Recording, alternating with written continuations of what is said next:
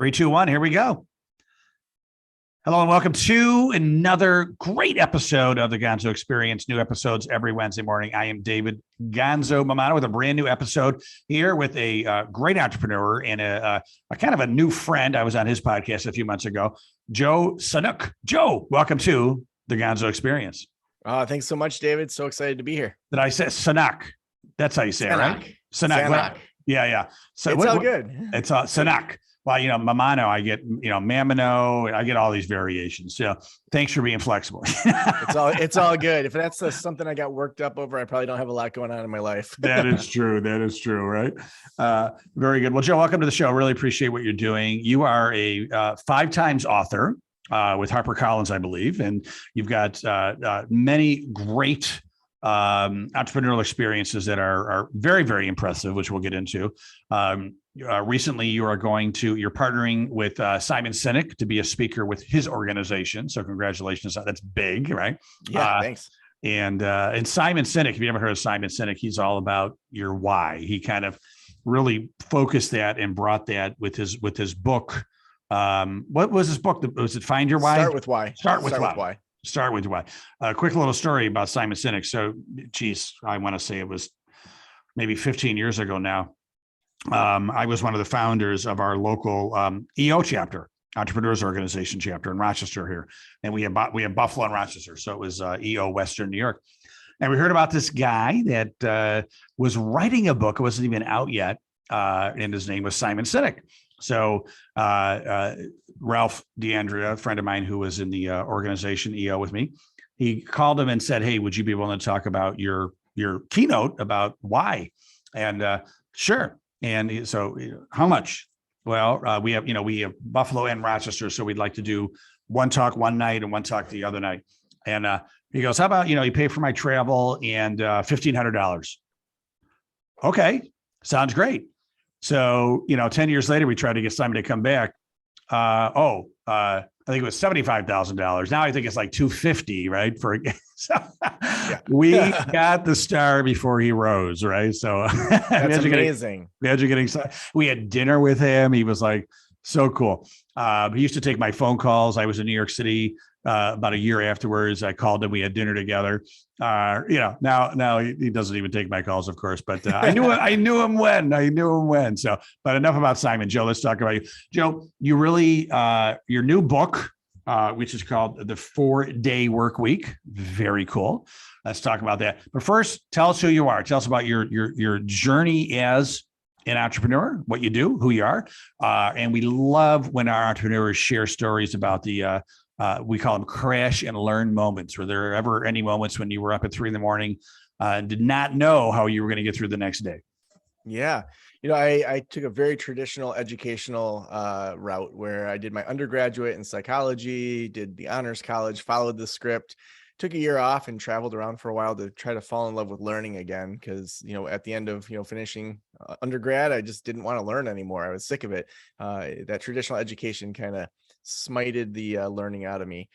Then went back for a double master's degree in counseling and in psychology, and followed the script. Worked at nonprofits, then worked at community mental health, and kind of throughout that, I realized I wanted to pay off my student loans, and I wasn't going to be able to do it on $40,000 a year. And so started this side gig counseling practice to just once or twice a week in the evenings see some people. And really just realized through that process that the business side of private practice, I just knew nothing about. I had sold vacuum cleaners door to door in college for part of a summer, and I was terrible at sales. And I thought selling a $2,000 vacuum to people that don't need it was like what business was. So I wanted nothing to do with business. And so as I realized that I actually liked counseling and I liked having a private practice on the side, and I didn't know anything about business, I saw that when you like what you're selling, it's a lot different than if you're selling a vacuum that you don't care about. So started this side counseling business. And then in that process was listening to a lot of entrepreneurial podcasts, and especially Pat Flynn's Smart Passive Income podcast and a few others that really resonated with me. and thought, I'm just going to start a podcast and publicly learn about how to run a private practice. And at that point, I had just read Guerrilla Marketing, and it really stood out to me when Jay said, find an area where there's really no one that you can just stand out. And there were no podcasts about the business of private practice. So day one, I was the number one podcast, and really within a couple of years, there was probably 5 or 6 more on the business of private practice, and I'd always be one of their first episodes of the show. And it still was a side gig thing for a while where I was working at a community college. But then in 2019, I ended up selling my counseling practice. I had left my full-time job in 2015, and then now just do the consulting full-time, and wrote Thursday is the New Friday throughout the pandemic, and got the deal with HarperCollins, and get to help people start, grow, scale, and leave their private practices now. That's awesome. So people that therapists, counselors, psychiatrists, psychologists, et cetera, you focus on helping them just maximize and scale their practice. Yeah, so our model is we've got membership communities for every phase of practice. So from the moment someone maybe is leaving grad school and says, I want to start a private practice, we have next level practice, which people pay $100 a month for, and they're in that. We've got 300 or 400 people that are in that program, and we offer live events, we offer small groups, accountability groups, and then we have a group practice launch, which is where we teach people how do you add your first clinicians to your practice, and that's a 6-month program. And then we have another ongoing membership community called Group Practice Boss, where people are all group practice owners. So they usually have, 3 or more clinicians. Some of them have 20 or 25 counselors, social workers. And so that's really our main income stream and business model. But then there's one-on-one consulting. We have different consultants that I've trained that work with me. There's mastermind groups that some of the other consultants run. And then, as things pop up, like recently, a lot of our group practice owners have been saying, we want to level up. We want to do e-courses and keynotes and TEDx talks and write a book.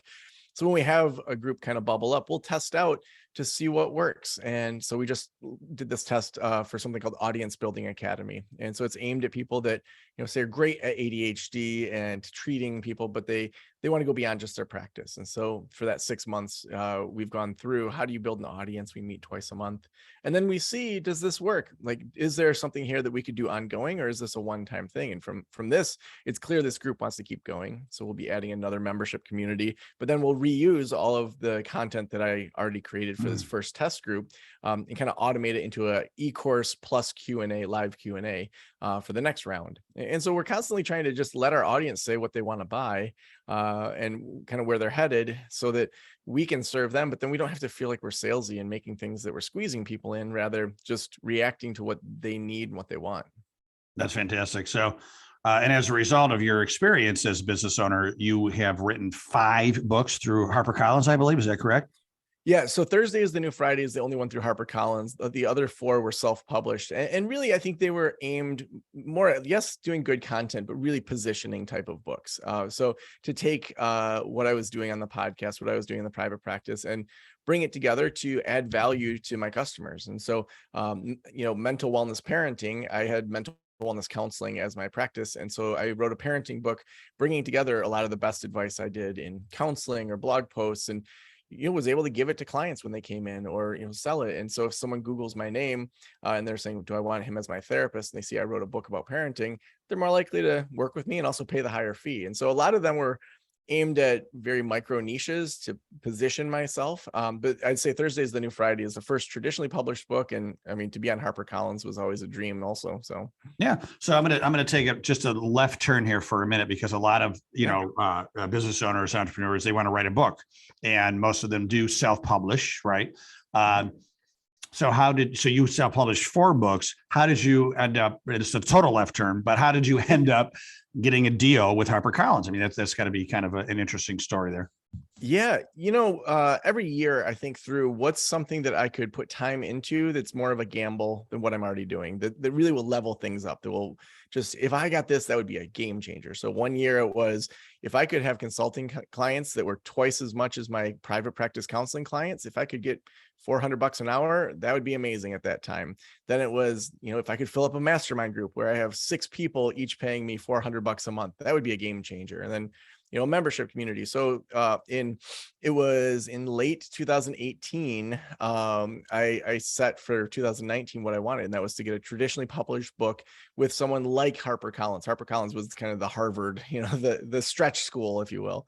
And so in 2019, in the beginning, I just reached out to any authors who had been on my podcast and said, I don't know anything about getting a traditionally published book, especially with a big company. Like, what do I do? And I would say Angie Judge, who wrote Spark, was one of the best people. She lives locally. I had met her a couple of times loosely, and I just said, can I do a phone call with you about how you got your deal? Because she had been traditionally published and just was New York Times bestseller.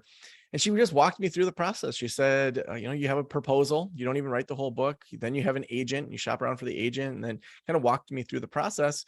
And then every single podcast guest that I had that was an author, I said to him, hey, I'm shopping around for a new agent. Are you up for an introduction? And by shopping around, I meant I didn't have one, but I'm shopping around. I'm not lying. Was new. He was going to be new to you, right? Yeah. So I thought it would take till mid 2019 and late 2019 to sign with an agent, but within 2 weeks, because of how many authors I was interviewing, I had already had probably 15 referrals to quality agents. And so then it was, who do I feel like I fit with? And my agent, Greg, was a great fit. He happened to live in Austin, and I was going down there for an event. So we met in person and then decided to work together. And then really he said, your proposal is good, but it doesn't stand out. You've got the audience, which, publishers look for. They look for an audience. They're buying your audience primarily. You've got a huge email list. They want to know that they can sell, a few thousand books right out the gate with like no marketing. So they want to know that you can actually sell some books right at the beginning. He said, you have that, but we've got to really figure out the angle. Will you work with this lady, Nancy, as a writing coach for your proposal? And, for 9 months, Nancy and I met every single Thursday talking, to the point that I was like, what are we doing here? Like, we're just like talking. She was getting me to talk about situations, to talk about consulting. How do you handle this? And we really landed on that. One of my superpowers is not working that much and maximizing my income. And the idea of working a 4-day work week, I think for individuals and entrepreneurs is really valuable, but then I think for society, it's valuable too. And so as we dug into the research and the science behind different things to frame out a proposal that then we shopped around in early 2020, signed the agreement with HarperCollins in April of 2020, and then wrote the book throughout the whole summer of 2020 and turned it in September 1st. That is awesome. Very good. So tell us, so so congratulations, by the way, great story, great journey and how to get to where you are with your book. And I love the title, right? The 4 day, Tim Ferriss did the 4-hour work week, which I read that and I still don't know how anybody just does 4 hours. For me, it just didn't seem realistic. The 4 day could be realistic in my mind. Yeah. And it reminds me of the movie, I'm forgetting the movie, but there was a movie where the guy was listening to it was like 9-minute abs. Oh, yeah. Yeah. He's like, what we're going to do is we're going to do 8-minute abs, right? Yeah. So watch out for somebody coming up with the 3-day work week, right? So I know. Yeah. But for the 4-day work week, tell us about it. So I think we all love the idea of making a lot of money. And not working that much, but still doing what you love. So and I'm imagining that's kind of what the book covers. So tell us how we do that. Tell us about the book. Yeah. I mean, one of the first things that I wanted to look at was, where did we even get this concept of time? And so to say, is it solid, this 40-hour work week? Like how historical is that in human existence? And, even the 7-day week, the Babylonians just made that up. There's nothing in nature that points to 7 days. I mean, a year makes sense. A day makes sense. Even the months are loosely associated with the lunar cycle, but there's nothing in nature that's 7 days. The Romans had a 10-day week. The Egyptians had an 8-day week. Even as recent as the 1800s, the Russians were testing out a 5-day week. And so the week itself, we made up. So then you look at how people were living in the late 1800s. The average person was working 10 to 14 hours a day, 6 to 7 days a week. So in 1926, less than 100 years ago, when Henry Ford, he starts the 40-hour work week at Ford Industries because he wants to sell more cars to Ford employees. He thinks if they have a weekend and somewhere to go that's fun, they're going to want to get there faster. So they're going to buy a car from me, even though they work for me, and they put those cars together. And it works. And so then, through a series of legislation and other things, the 40-hour work week less than 100 years ago becomes the norm. So you think about it, that baby boomers are the first generation to be raised by people working the 40-hour work week. That Gen Xers and millennials, we're two generations into this. So this is a brand new experiment for humankind. Even just thinking about that shift from working 6 to 7 days a week to a 40-hour work week was a giant step forward for humanity. But then we start to see that, in the 90s and early 2000s, there's a rise of casual Fridays. That's the day we do team building activities. It's when we host cupcakes for Janet, who's having a baby next week. Fridays really start to fade out from an actual productive day within the work week. And so we start to see some experiments start to emerge pre-pandemic, where some small companies and different entrepreneurs are testing time and seeing, what actually needs to be done. And as we start to look more and more at the research, we see that people were kind of working a 4-day work week anyway. They were just spending more time at the cooler. They were, having an hour-long meeting that really could have been done in 20 minutes, that they were working the same amount of hours. And so now we're starting to see a number of experiments that have come out. The Iceland study was one of the largest. It was over 3,000 people across industries. And they found that a 32-hour work week was actually more productive and caused more happiness for people than a 40-hour work week. And so seeing those last 8 hours as genuinely being just a donation to the company for sitting around, that it's doing nothing in extra productivity in most industries. And then we can get into the technicality of how to make that switch or kind of whatever direction you want to go. But that's the general kind of direction of the 4-day work week and some of the history. So tell us about, like, how did you figure out how to, condense what you do into 4 days? And are you truly like not even like doing stuff on Friday, Saturday, Sunday? Yeah. So for me personally, I'm down to a 3-day work week, and I also take a full week off every month. So I'm working like 9 to 10 days a month. Yeah. And those are short days. I want to be able to walk my kids to school when they're in school, take them to summer camp. I'm an unexpected single dad. And so, I work 9:30 to 3:30 when I'm working. So a couple of the sciences and some of the experiments that to me we've seen support this is, we've heard of Parkinson's law, that work expands to the time given.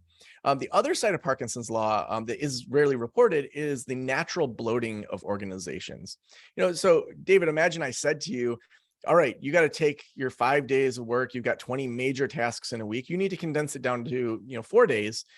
You're going to naturally drop the ball on a number of things. There's no way that you're going to be able to do all 20 tasks. Now, you would do the best 16 or 15 tasks of your week instead of the worst 15 or 16 tasks. You're naturally going to start to say, okay, I'm going to check my email for 5 minutes a day instead of 20 minutes a day. I'm going to, condense 2 team meetings into 1 team meeting. You'd naturally start cutting the fat. And so we see that when you give yourself less time, you automatically say, what's the single best use of my time? Where am I most valuable? Where's the money coming in? Where am I helping support my team? Where am I expanding and multiplying things? And you naturally start to see that you can shed some of that. You should outsource some of that. You should just ignore some of it. Then it makes you more lean to then do the best 15 things the next week and the next week. And over time, you may add assistants. You may just cut things out of your schedule and say no to more things. So that's that first natural gleaning process. The second piece of research that's fascinating is that University of Illinois, they did this study on vigilance decrement. So vigilance decrement is vigilance, how well we pay attention to something, decrement meaning that it breaks down over time.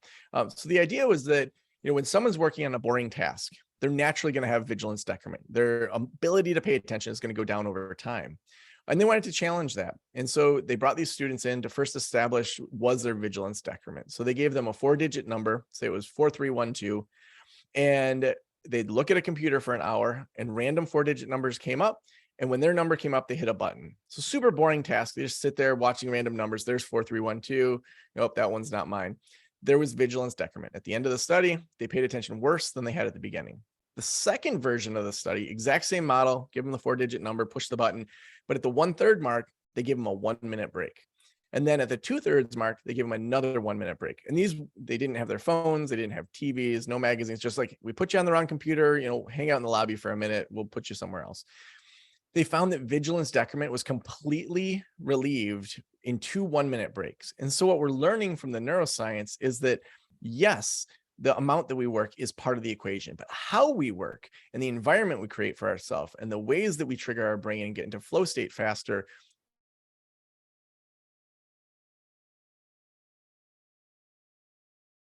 you're better able to then get more done when you are working. You know what, Joe, my internet got a little unstable there for a second. So back up and just when you were talking about flow state. Yeah. So when you are optimizing your brain and following the neuroscience, it's not just how much time we work.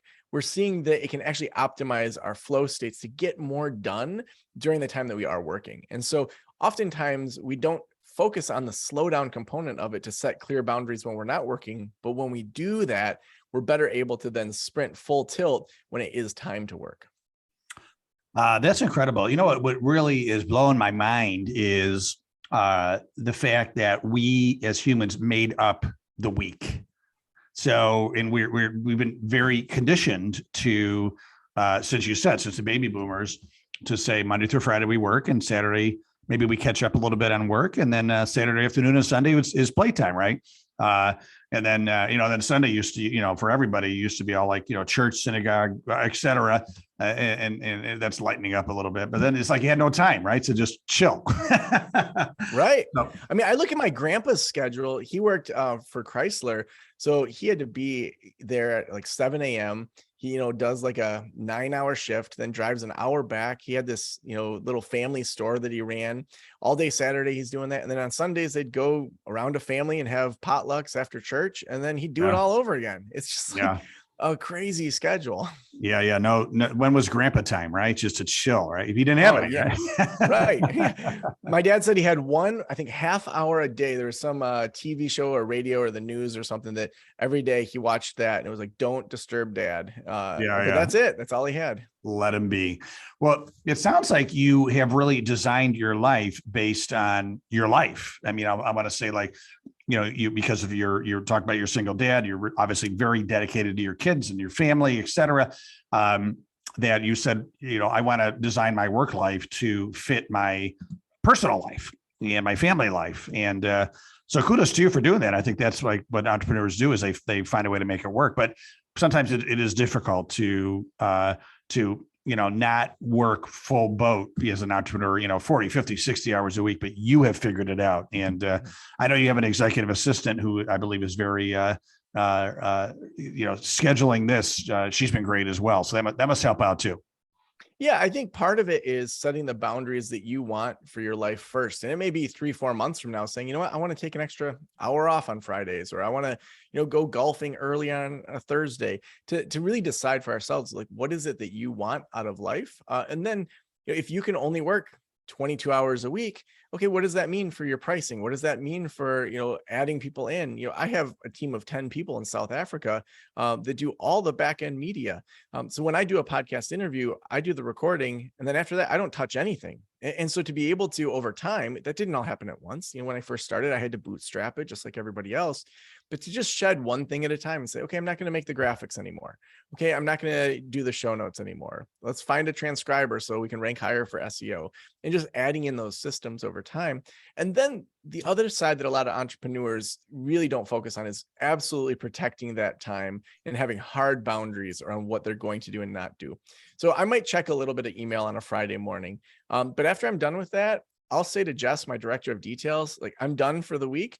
I'll talk to you Monday. Like she's actually started taking Fridays off too, where she's like, well, Joe's not around. Why would I be around? So great. Yeah. And then, when I put my kids in bed, I have closed out all the tabs. So I'm not sucked into accidentally doing just a couple more emails. So I'm caught up for tomorrow. Like, our brains need that real rest. So my brain knows when I say I'm done on Friday, I'm done. And then if someone emails me on a Saturday, my consulting clients know, hey, I'm not around on the weekend. So you're not going to get a response. Or if you text me, which, they all have my numbers, or send me a voice memo, I'm not going to respond until Monday morning. And so I then train the people that I'm working with to set clear expectations. And even just to go ahead. No, I was going to say there's a saying about that. Like people will, like they know like how you will respond and you're just like, they will tolerate how you train them or something of that nature. Right. And that's what you're doing. Like they know, like if you're always getting back to them right away, all of a sudden you don't, they're like, what's up with Joe? Is he, is he busy? But like, well, Joe doesn't check text on weekends. So they're not gonna expect it. Right. So. Yeah. Yeah. And even just on a pre-consulting call, when I'm working with someone, I say, yeah, you'll have this is my cell phone number. You can send me voice memos if you're stuck. If we need to do a quick 5-minute phone call, we can do that Monday through Thursday. And I'm on daddy duty after 3:30 and before 9:30. So they know the range so that they can align their expectations. I've had a lot of people on my podcast that say that they get up really early. They get up like at, crazy times, like 3 or 4, and they do their morning routine, and then they work, and then they're done. 2 or 3 o'clock, they're just done. Is that what you do? Are you getting up early just to have some Joe time and get stuff done? No, I'm still like a teenager. I swear I could sleep to 11 if I could. Like, no, honestly, me and my youngest daughter, like we just have this sleep gene, and my oldest, she pops out of bed at 7:15 every single morning. When I have to wake up at 7:15 for like getting the kids to school, I drag for a bit. I have things that I enjoy doing most mornings, but I'd say that most of what I do, I think about, is this something that is somehow beneficial for me? And so I like meditating. I think it's great. It helps me stay grounded and realize that I'm more than just, a business person or just a dad. And I probably do it 4 days a week. Sure, maybe I should do it 7, but I don't feel like doing it 7. I know that planking is a great way to work my whole body and my core. I was doing a daily, 1 to 5 minute plank for a year and a half. And then I'm like, you know what? I'm pretty happy with how my body looks. I'll just plank a couple times a week. Yeah. So to me, it's like, do what works for you, but keep evaluating. Are you reaching the goals you want? How does your body feel when you're doing or not doing those things? And then adjust and adapt. I mean, I think that's the big switch from the industrialist mindset that Henry Ford and the industrialists gave us is they said, here's the optimization. Here's the playbook. You got to do it all. It's prescription based. It's machinery based. That's what the industrialists were. They had an assembly line. Here's how you do it. You plug people in, you unplug them. Yeah. Whereas now this post-industrialist era, it's more like a menu. It's saying, you know what, I'm going to try planking for a while and see if that makes me feel good. Oh, I feel pretty toned. Okay. I don't have to go to the gym for an hour every day. I'm just going to plank for a couple minutes. And then it may be, you know what, I'd like to be able to run a mile. Let's just see how that goes. So being able to have our own personal and business goals, try it out, then look at the data. How do I feel? What's it do for the business? What's it do for me personally? And then keep doing it as long as it makes sense. To me, that's really the model we're shifting into, where it's less rigid like the industrialists gave us. Joe, this is fantastic stuff. So Joe, your book, Thursday is the New Friday, by Joe Sanok. Like that. There you go. There we go. Joe Sanok. And Joe, I know that you have a tight deadline, so I want to get you off for your 2 o'clock. But before we leave, people want to get in touch with you. People want to buy your book. Give us all the places to go. Yeah, I think by Thursday is the New Friday anywhere. So I'm sure your local bookstore would enjoy getting the business. Over at joesanok.com, we have everything around consulting, the 4-day work week, all of those sorts of things. We actually have a free gift for your audience. We have this internal inclination test, which in the book, I talk about your 3 internal inclinations that top performers have. So it's an assessment based on the research that will walk people through that. Usually it's $55. We're waiving that fee for your audience. They can just go over to internaltest.com and use promo code TITNF. So Thursday is the New Friday. That's going to waive the $55 fee. So that's a great way to find out just naturally your inclinations, and then some tips to continue to grow and optimize those. Also, we have the Practice podcast. If people are coaches, clinicians, consultants, that will help them with the business side of their life. Love it. So internaltest.com, TITNF. Thursday is the New Friday. That's the code. And how long does it take to take that assessment? Yeah, it's probably 5 to 10 minutes, depending on how much you overthink things. Yeah. Okay. Very cool. All right, Joe. Joe, thank you so much. I love what you're doing. I'm going to go take that test right now before my, the tsunami of my afternoon takes over, because I'm not as disciplined and regimented and awesome as you are, but I'm going to get there. But truly appreciate you sharing some heartbeats with us today. And I wish you continued massive success. Oh, thank you so much for having me on the show, David. Absolutely. And thank you, Gonzo family, for joining us for yet another great episode. We have a new one every Wednesday morning. Please like us, share us, all that great stuff. And if you ever want to get in touch with me and introductions to any of my podcast guests, including Joe, throw me an email, david@davidmamano.com. Have a great rest of your day. And don't forget to stay awesome.